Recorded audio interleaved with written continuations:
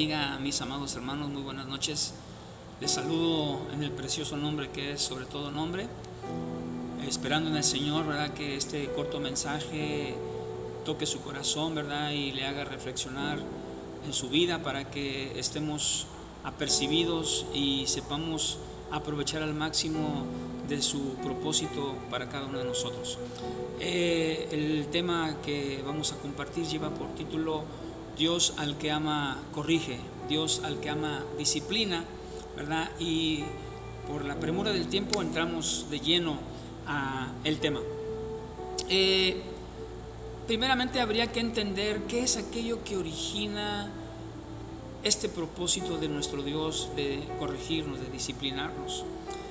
Obviamente pudiera haber muchas razones o causas que originan, ¿verdad?, esta intencionalidad, pero quiero hablar de dos principales razones que incluso las extraigo de la palabra de Dios allá en el libro de Hebreos, capítulo 12, versículos 5 y 6, que a la letra dice así: Hijo mío, no menosprecies la disciplina del Señor, ni desmayes cuando eres reprendido por Él, porque el Señor al que ama disciplina y azota a todo aquel que recibe por hijo. Note bien aquí dos cosas importantes. La primera de ellas es que dice hijo mío, ¿verdad? Es una razón por la cual entendemos con toda seguridad y confianza que a quien ama se le atribuye ese hermoso privilegio de ser llamado su hijo. Y la segunda, que creo que es la más contundente o la más precisa, es la del versículo 6, que dice: porque el Señor al que ama disciplina. Es decir, la disciplina es producto de ese amor que Dios demuestra para cada uno de nosotros. Entonces creo yo que ahí está la base fundamental por la cual nosotros somos disciplinados, ¿verdad? En segunda instancia, ¿cuál sería el propósito? Ahora sí, hablar del propósito de Dios para esa corrección o esa disciplina. Y de la misma manera quizás haya diferentes propósitos, ¿verdad?, dependiendo de la situación, las circunstancias de cada uno de nosotros. Sin embargo, voy a hablar en un contexto global, y también me voy a valer de la palabra de Dios en el libro de Juan, capítulo 13, versículo 15, que a la letra dice: porque ejemplo os he dado para que como yo os he hecho, vosotros también hagáis. Es decir, que ese propósito por el cual somos disciplinados es con la intencionalidad de prepararnos, y en esa preparación de darnos una formación. Entonces nos prepara y nos forma como dice su palabra, porque ejemplo os he dado para que como yo hago, vosotros también hagáis. Sed santos porque yo soy santos, ¿verdad? Es una preparación y por ende una formación. Entonces ese es el propósito fundamental, y yo he visualizado 4 aspectos en este propósito, en este proceso de corrección. Número 1, entrar en un proceso de arrepentimiento, ¿verdad? Nos corrige para que entendamos qué es aquello que hicimos mal y que podamos tener una convicción plena de un genuino arrepentimiento. Eso nos llevará a entender cómo, cuándo y por qué somos corregidos. Una vez logrado ese propósito de Dios, nos entra a un tercer ámbito, que es la consagración, ¿verdad? Somos consagrados con toda la intención de Dios a través de su Espíritu Santo a nuestras vidas, para que en el último punto, que es el que quiero culminar de este proceso, es llamado la santificación. Es decir, que dentro de ese proceso de corrección, Él quiere que seamos formados y preparados hasta llegar a la santidad, ¿verdad? Partiendo de este proceso, pudiéramos tener una tercera forma de entender la intencionalidad, y es el de dar frutos. También la palabra de Dios nos lo confirma allá en 2 de Timoteo 3:16, que dice, Juan 15:2: todo pámpano que en mí no lleva fruto lo quitará, y todo aquel que lleva fruto lo limpiará para que lleve más fruto. Cuando dice lo limpiará, todos los que conocen un poco de agricultura se han de dar cuenta que las podas, las limpiezas pues en cierta manera dañan la integridad aparentemente de una planta, ¿verdad? Pero al final dice que eso va a generar que lleve más fruto. Cabe destacar también los métodos que Dios utiliza para ese proceso de corrección.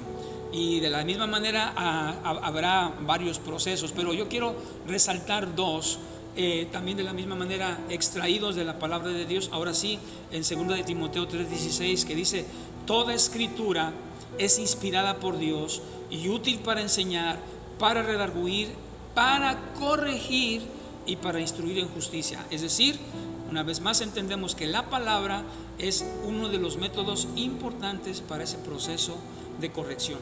Y la segunda propuesta que yo también manejo es quizás un poquito más rigurosa, pero en cierta manera de gran efectividad, y la encontramos en el libro de los Salmos capítulo 23, ¿verdad? Versículo 4, en la segunda parte del versículo, que dice: tu vara y tu cayado me infundirán aliento.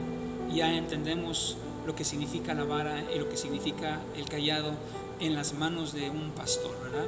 Entonces ese es otro de los procesos por los cuales nosotros también somos disciplinados y corregidos. Amén.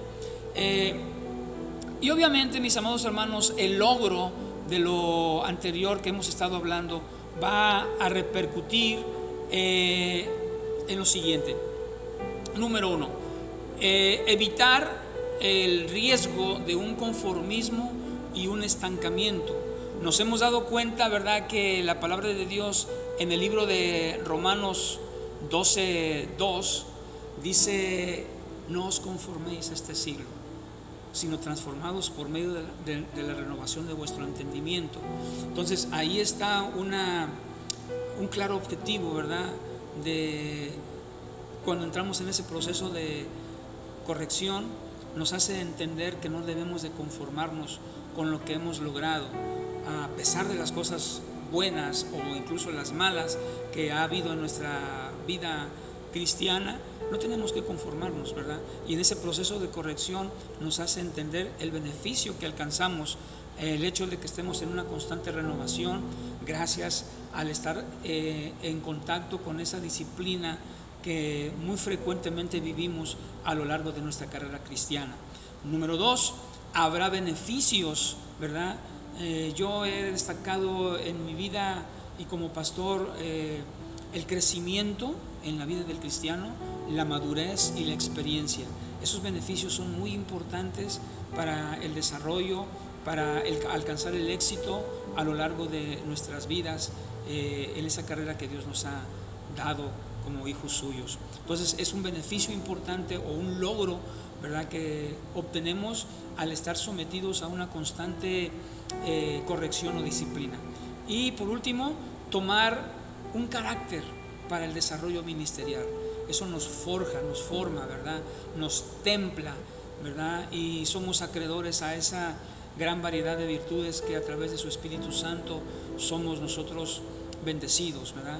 El fruto del Espíritu Santo, como es el amor, el gozo, la paciencia, la benignidad, la bondad, la templanza y todos los demás, son como el resultado, ¿verdad?, de esa formación que vamos a adquirir para el desarrollo de nuestro ministerio. Mis amados hermanos, sé que el tiempo apremia, ¿verdad? Quiero terminar haciéndonos ese énfasis en el de poder aceptar con mucho agrado el día, la forma, el momento en el que Dios nos corrige y nos disciplina. Debe de ser aceptado con todo nuestro corazón, ¿verdad? Y dice la palabra de Dios en el Salmo 141:15, que el justo me castigue será un favor, y que me reprenda será un excelente bálsamo, ¿verdad? Entonces, para el cristiano que comprende, que entiende, que acepta, es una grata bendición el poder estar siendo disciplinados y corregidos, y no por el simple hecho de que estemos cometiendo faltas a cada rato, sino que en el proceso es necesario, ¿verdad?, que tengamos esas disciplinas, esas correcciones para todo lo que hemos hablado en esta hora, ¿verdad?